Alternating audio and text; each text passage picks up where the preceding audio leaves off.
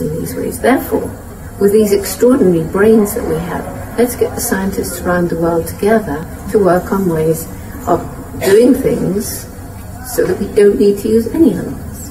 Why does animal research continue today? It continues today mainly because of money.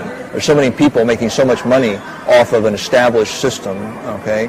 So there's a lot of money. A lot of the research grants are given to people preferentially that are doing animal research because they go to the people who give grants and they say, well, I've been doing this animal research for the last 20 years and you can't stop now because I'm just around the corner from some cure. Well, we've found that these cures are not around the corner, that cancer rates are going up each year.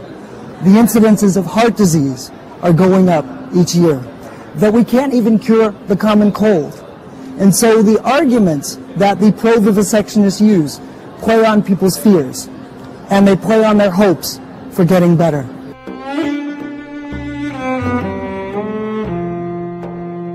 After a drug has been on the market for a while, they lose the patent, and other companies can then make generic versions of the drugs and sell the same thing for less. So these companies are looking for new products that will still be under patent. They produce new drugs every year. Do we necessarily need these new drugs? Probably not, because they're usually drugs that are doing the same thing as some other drug that we already have. The biomedical industry is a profit-driven industry. It's not, it's related in some ways to healthcare, but it's not a healthcare industry as many people believe. It's really an animal exploitation industry. It's a cage production industry, an equipment production industry. It's an industry that gets grants from public funding in order to perpetuate itself like any other industry. That's what drives this business. It's not about science, it's not about human health, it's about money.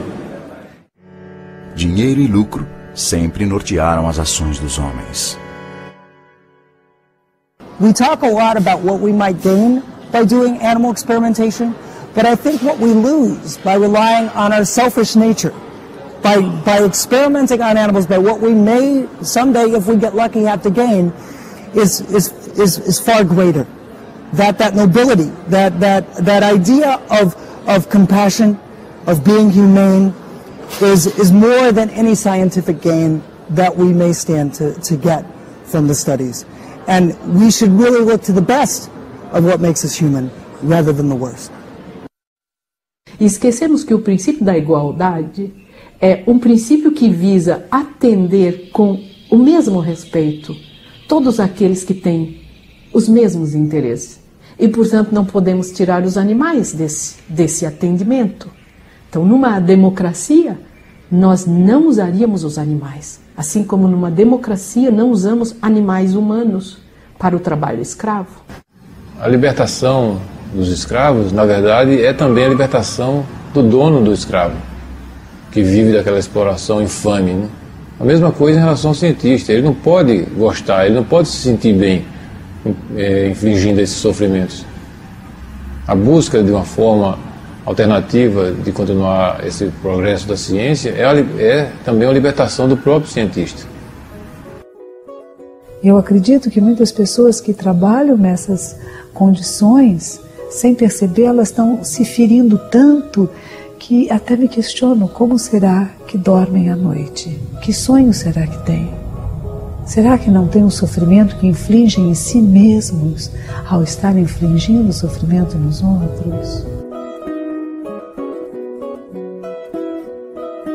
A gente esquece que os animais foram aqueles que nos ensinaram a construir casas, nos ensinaram, a nós como espécie, protegermos-nos das tempestades, a prever as tempestades, nos ensinaram a nos alimentar e a caçar, foram nossos verdadeiros mestres para dar-nos competência para viver.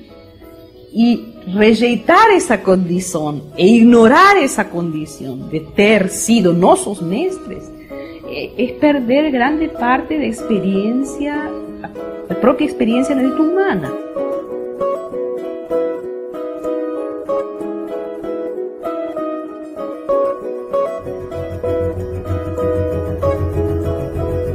all through my childhood, I had this wonderful teacher who taught me so much about animal behavior, who taught me absolutely that animals have personalities, minds and feelings, and that was my dog Rusty. And I believe that anybody who shared their life in a meaningful way with an animal companion, will have the same kind of understanding as me. But so often science is telling people, oh, that's, they don't really feel like we do. And you can't say that. That means that you're attributing human emotions to non-human beings. So if children have some kind of support for what they innately feel about animals, kids do, then we'll start getting a more compassionate world. Então é procurar o ser humano, procurar dentro de si essa sensibilidade, não se deixar embrutecer, mas se deixar preencher pela vida e a visão maior de que tudo que existe, de que cada ser, ele é um ser completo e ele faz parte de uma coisa maior. É necessário então que essas mentes privilegiadas, cientistas, que a sociedade investiu milhões e milhões na sua formação, se unam essa inteligência privilegiada com a compaixão para resolver esse problema que é um problema importante para a humanidade. A humanidade precisa se libertar da necessidade de causar sofrimento aos outros seres vivos.